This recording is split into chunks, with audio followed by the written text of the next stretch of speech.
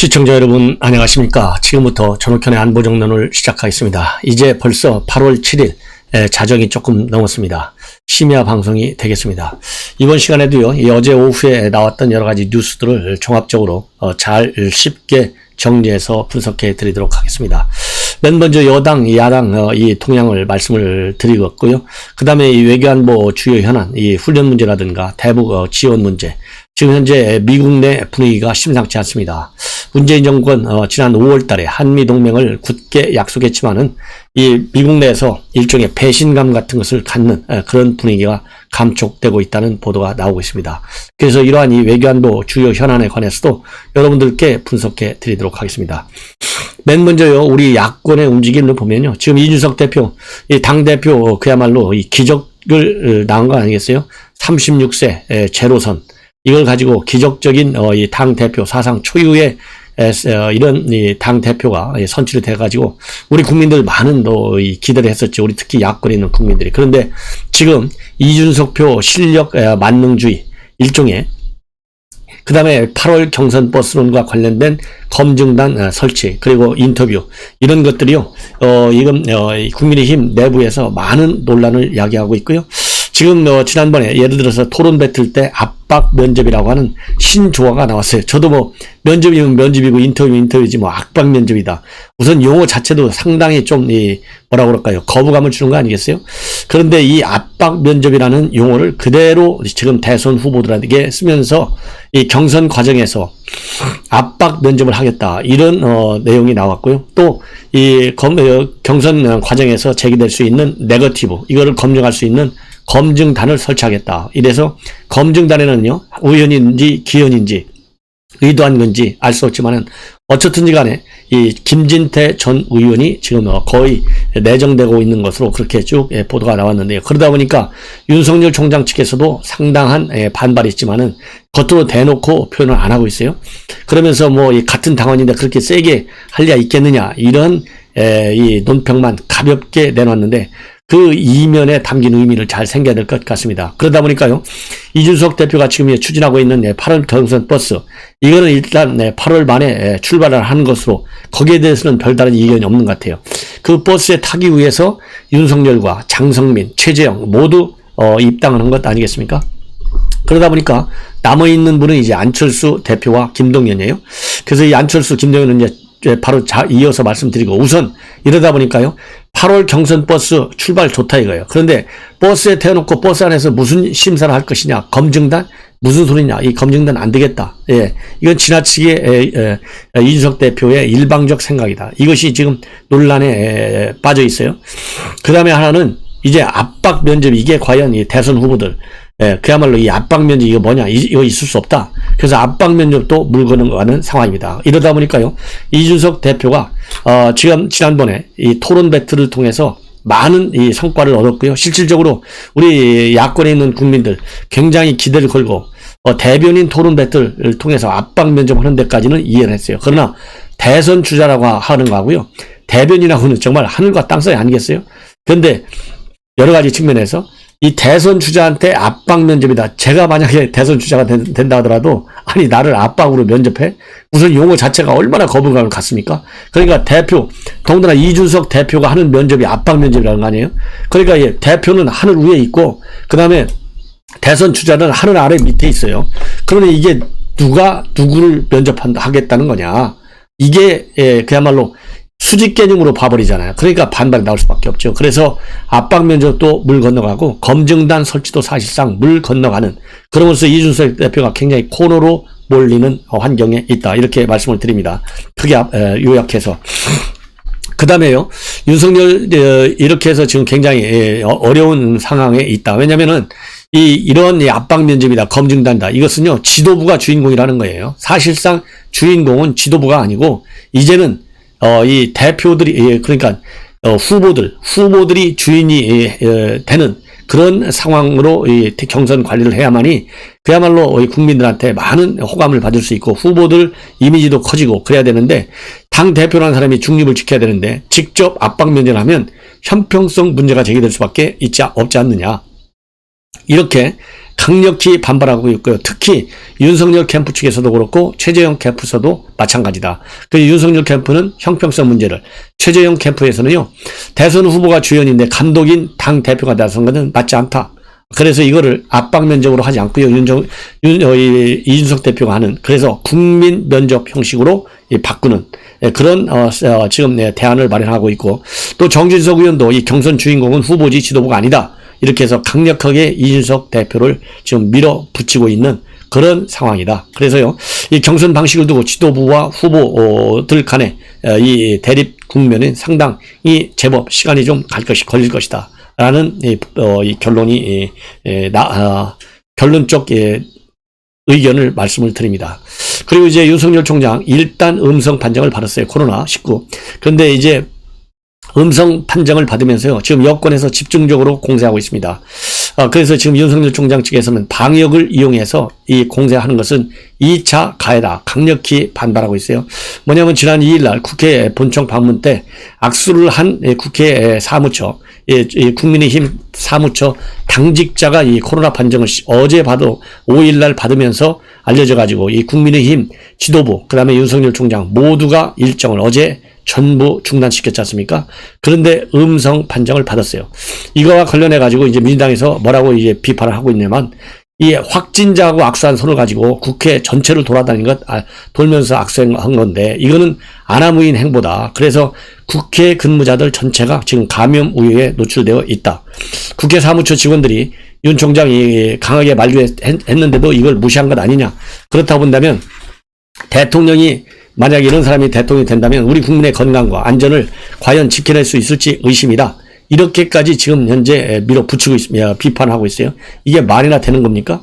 지금 현재 예를 들어서요, 이낙연 대표 과거에 몇 번이나 이 자가격리 들어가고 몇 번씩이나 이 코로나 검진을 받았습니까? 그런데 지금 와갖고 이번에 처음 있는 일인데요. 그리고 그 이후로 지금 현재 자가격리 확진자가 전혀 나오지 않고 있잖아요. 딱 한 명밖에 나오지 않고 있고, 그 다음에 관할 영등포 구청에서도요, 이거는 방역 지침 위반이 아니다. 가장 중요한 게 그거예요. 방역 지침 위반이 아니다. 왜? 공무수행 차원에서 이 활동을 한 것이기 때문에. 이렇게 관할 구청에서 유권 해석을 내렸는데도 불구하고 이거 방역을 무시했다. 이런 공세, 이거 참을 수 있겠어요?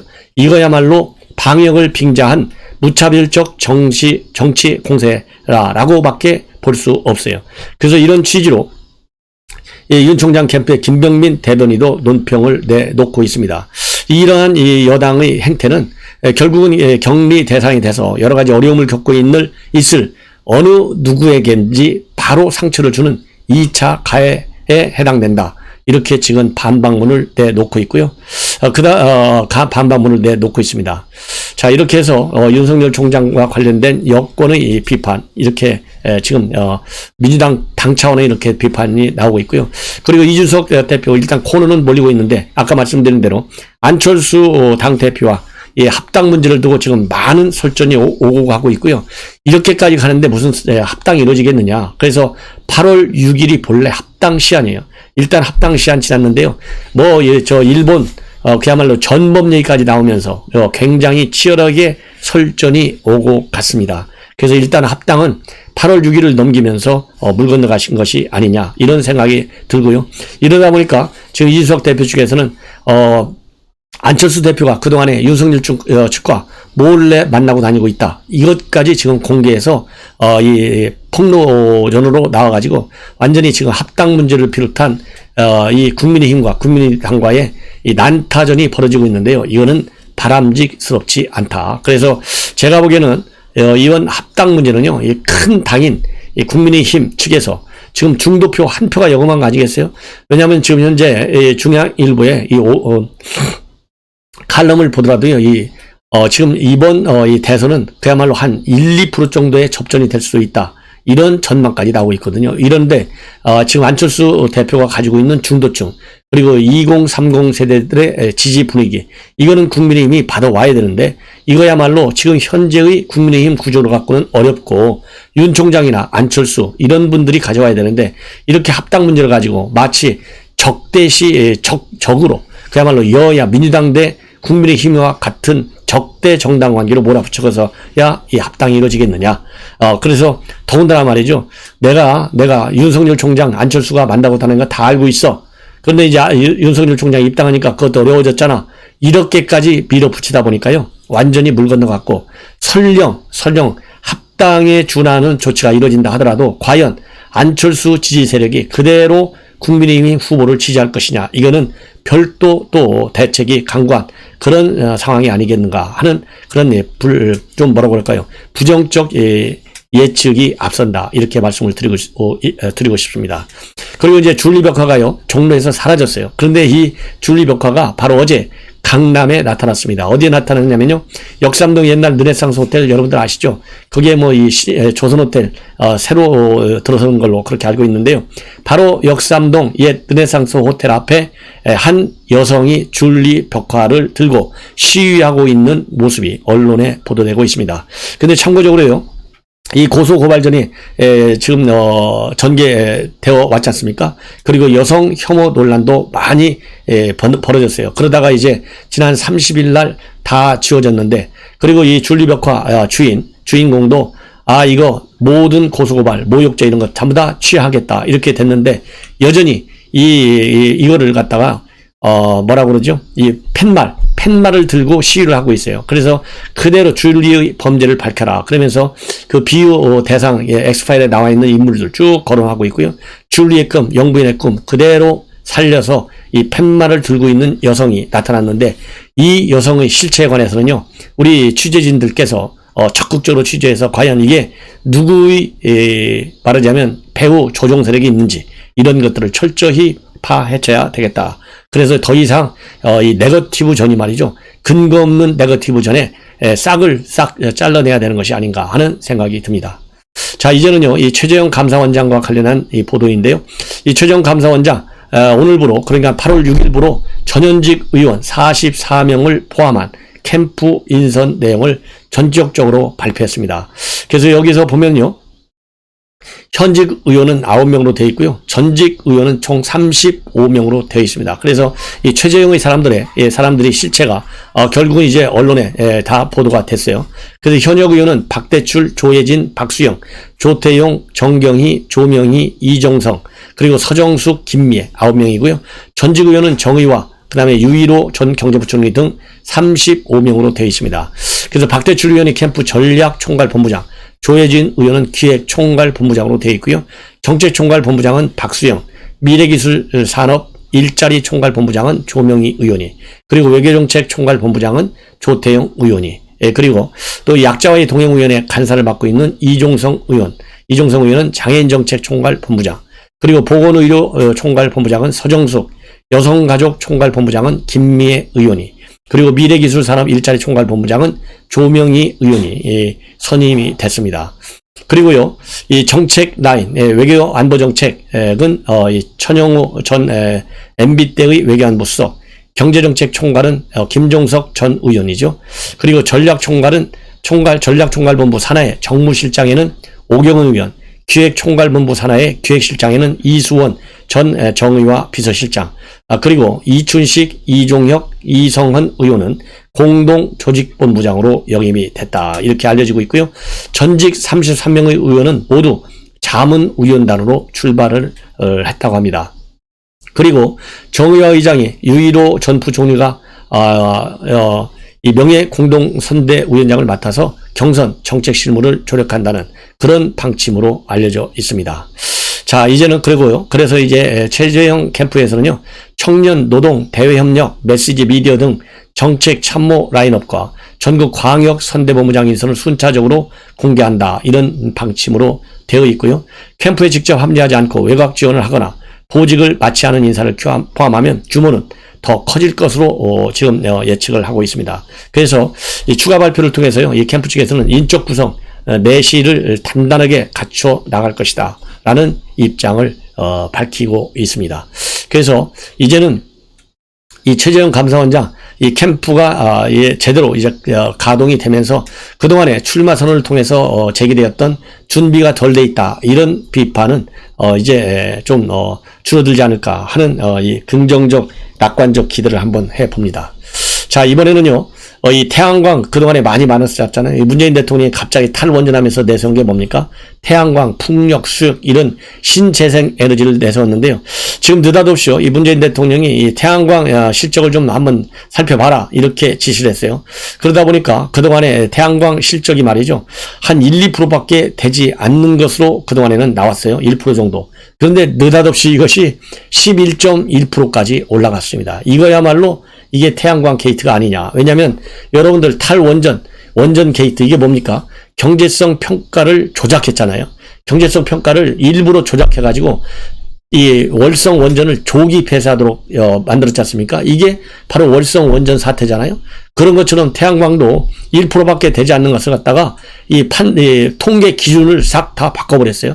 통계 기준을 바꾸면서까지 대통령이 한마디 하니까 이거 태양광 이 전력 수급 제대로 한번 살펴봐라 이 얘기하니까요. 싹 다 바꿔가지고 아까 말씀드린 대로 11.1%까지 올렸어요. 지난달 뭐라고 지시했느냐? 27일 날 대통령이 지시했습니다. 뭐라고 지시했냐면요. 가정용 발전기 등 소규모 설비에서 생산된 태양광 발전의 경우에 전력거래소의 전력량 통계에 잡히지 않는다고 하는데 이거 보완하라 이렇게 지시한 거예요. 이 얘기는 결국 뭡니까? 월성 원전과 관련해서 그 월성 원전 언제 폐쇄하나요? 딱 이렇게 하니까 언제 폐쇄하나요 했는데 빨리 폐쇄하겠다는 목표를 설정해놓고 거기에 맞게 지표를 전부 조작했잖아요. 똑같은 현상이 벌어지는 거예요. 그래서 이거를 죄송합니다. 이거를 어떻게 이제 산업부에서 이거를 바꿔치기 했느냐 이렇게 되어 있습니다. 지금까지 이 태양광 발전량을 할 때는요. 전력 거래소가 중개하는 전력 시장을 통해서 거래되는 이 대규모의 태양광 발전량만 이 통계에 넣었어요. 이 통계량이 발전용량이 5.1기가와트로 되어 있는데 지금까지는 딱 이것만 했어요. 그러니까 1.1밖에 안 나왔어요. 그런데 대통령이 이렇게 해서 지시를 하니까 뭘 집어넣느냐? 한국전력이 이 전력 구매 계약 별도로 PPA 계약인데요. 전력 구매 계약을 통해서 이 발전 용량으로 쓰는 태양광 이게 11.5기가와트입니다. 그 다음에 우리가 보면은 뭐 이제 주택 지붕에 태양광 이 판이 설치되어 있잖아요. 거기에를 통해서 사용하는 태양광 이것이 자가용 태양광인데요. 3.7기가와트예요. 이 두 개를 갖다가 태양광 전력 수급 통계에 반영을 시켰어요. 그러다 보니까 수급 통계 확 올라가잖아요. 왜냐하면 그동안에는 전력시장 타면 태양광만 전력시장을 통해서 이용되는 태양광만 통계에 반영됐고 한전 PPA와 그리고 지붕의 이 자가용 태양광은 수급 통계에 잡히지 않았어요. 이러다 이거를 잡아 넣으니까 확 올라가잖아요. 이 확 올라가서 결국은 11.1%까지 올라갔어요. 자, 이거를 우리가 참 어떻게 받아들여야 되겠습니까? 탈원전도 그렇게 해서 이 경제성 평가 조작을 해가지고 이거 봐라. 더 이상 경제성이 없지 않느냐. 그러니까 조기 폐쇄해야 되겠다. 이렇게 결론을 내렸잖아요. 자, 이런 것처럼 이제 태양광 이 통계까지도 이렇게 바꿔가지고 이거 봐라. 태양광이 이렇게 실적이 좋지 않느냐. 그러니까 산을 무너뜨리고 해서라도 태양광을 더 설치해야 되는 것 아니냐. 이런 또 여론을 만들려고 하는 거예요. 이게 대한민국 산업부입니다. 자, 이렇게 되니까요. 산업부에 문재인 대통령이 뭘 선물을 줬어요? 차관 자리 하나 선물을 주려고 하다가 지금 브레이크가 걸려 있다. 이런 보도가 나오고 있거든요. 이게 문재인 정권의 에너지 정책의 문제점이에요. 자, 이거 기가 막힌 것이죠. 자, 이렇게 해서 말씀을 드리고 다음에는 이제 여권 안에 있는 참 문제점들, 이 논란, 여권 내부의 후보들 간에 말하자면 이 공방전 말씀을 드리겠는데 우선 이재명과 이낙연이가 제일 세게 싸우고 있잖아요. 그 이재명과 이낙연 간에는 이 조폭 똑같은 사람. 여러분들 뭐 광주 최근에 참사가 일어났는데 버스가 덮쳐가지고 그때 누가 문제가 됐냐면 5.18 구속 부상자의 회장 문흥식 씨가 도망갔어요. 이 검찰 수사성에 올라가니까. 그런데 이 사람이 전과 폭력 조폭 출신이잖아요.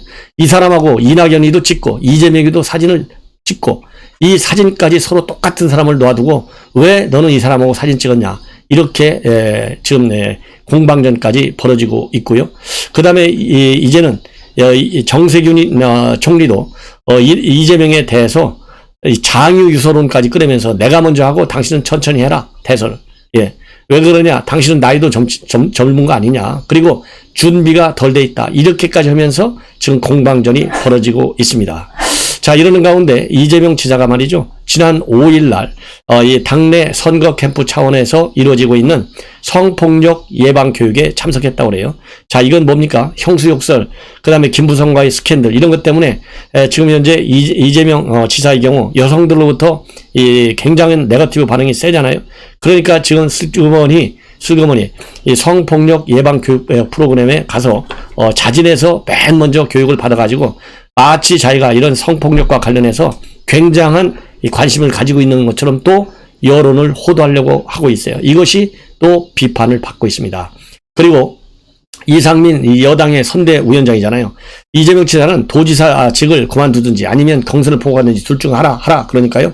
이재명이가 뭐라고 했냐면 나는 도지사는 죽었다 너나도 포기하지 않겠다. 왜?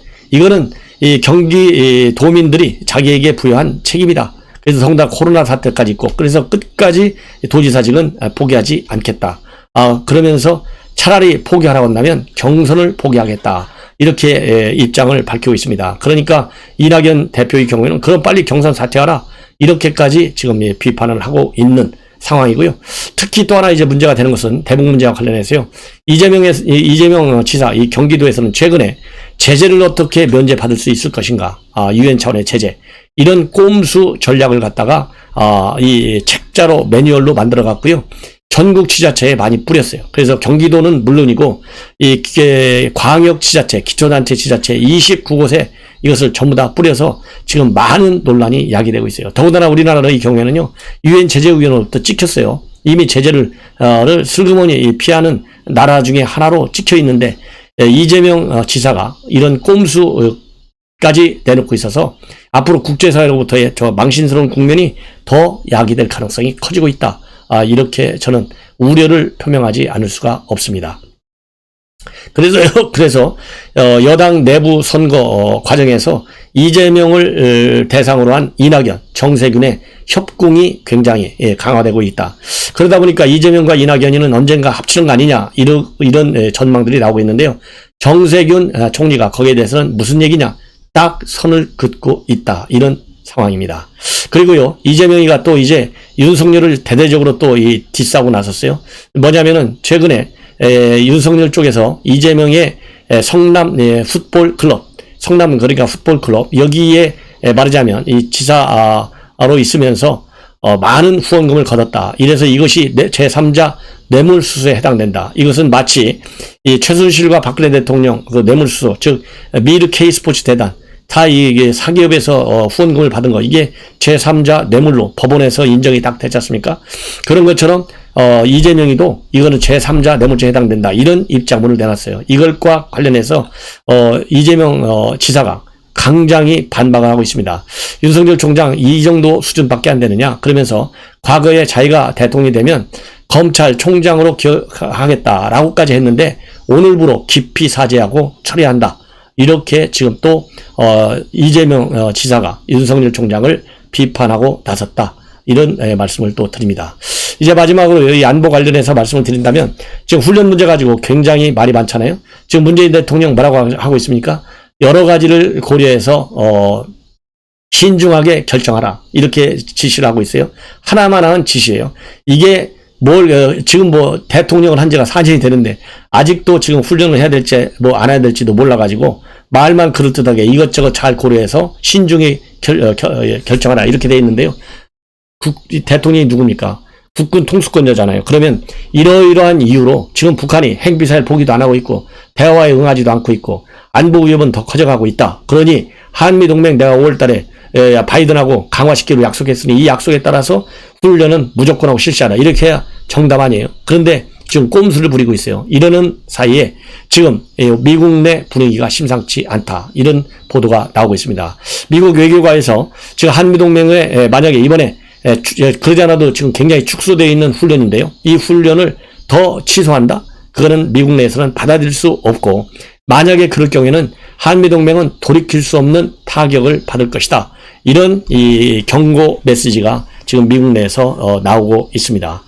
그리고 여러분들 잘 아시다시피 최근에 브룩스 전 주한미 사령관 마저도요. 이 훈련이 그야말로 정치화 되어 있다. 이게 굉장히 위험하다. 이렇게 비판을 하고 있지 않습니까? 그렇기 때문에, 그리고 또 최근에 러케모라 연합사령관도요, 한미 양국 주요 지휘관 세미나에까지 지금 참석을 해서 이번 훈련 실시를 기정사실화 시키고 있습니다. 이런 거를 볼 때, 만약에 이번 훈련, 지금 여당에서는요, 한 70여 명 이상이 연판장에 서명을 하고 있어요. 훈련하지 말자, 연기하자, 이렇게 돼 있는데, 이거야말로 이 한미동맹, 그야말로 지난 5월달 성명을 완전히 휴지 조각으로 만들고, 그야말로 김여정이의 하명, 정부로 만드는 결정타가 될 것이다. 그래서요, 절대로 그래서는 안 된다. 이런 주장을 제가 다시 한번 하고 있고요. 또 워싱턴 이 포스트지 보도를 보면 바이든은요, 북한에 대해서 유인책을 제공할 계획이 전혀 없다. 이렇게 지금 이 워싱턴 포스트의 외교안보 담당 칼럼니스트 조시 로긴이 이런 칼럼을 쓰고 있는데, 이렇게 미국 내 분위기가 굉장히 안 좋아요. 그런데 이인영이가 이끄는 대한민국의 통일부는요, 인도적 대북 지원 차원에서 무려 얼마를 내놓는 줄 아십니까? 남북 협력지금 100억 원을 내놔가지고 대북 인도 지원 단체들을 지원하겠다. 이렇게 지금 입장을 밝히고 있어서 굉장히 이제 한미 간의 충돌 눈에 또 보인다. 이런 위험스러운 국면으로 외교안보 정책을 지금 무너뜨리고 있다. 이렇게 제가 평가를 하지 않을 수가 없고, 더군다나요, 일본 니혼 계자이 신문이 유엔 안보리 제재위원회의 보고서를 인용해서 조금 전에 보도한 내용에 따르면은 북한은 유엔 제재에도 불구하고요, 작년 12월부터 금년 2월까지 영변 핵시설을 여러 차례에 걸쳐서 가동했다라는 보도가 나오고 있어요. 자, 이것만 보더라도요, 지금 얼마나 지금 안보 상황을 김정은이가 계속적으로 핵 미사일을 포기하지 않고 악화시키고 있는지 우리가 눈에 보이지 않습니까? 이름에도 불구하고 김여정에게 한마디 하니까 어떻게 해서라도 훈련을 안 하겠다는 꼼수를 쓰는 문재인 대통령, 반드시 우리가 심판을 해야 되겠다. 이런 말씀을 결론적으로 드리면서 저의 심야 방송을 마치겠습니다. 시청자 여러분, 그러면 편안히 주무십시오. 대단히 감사합니다.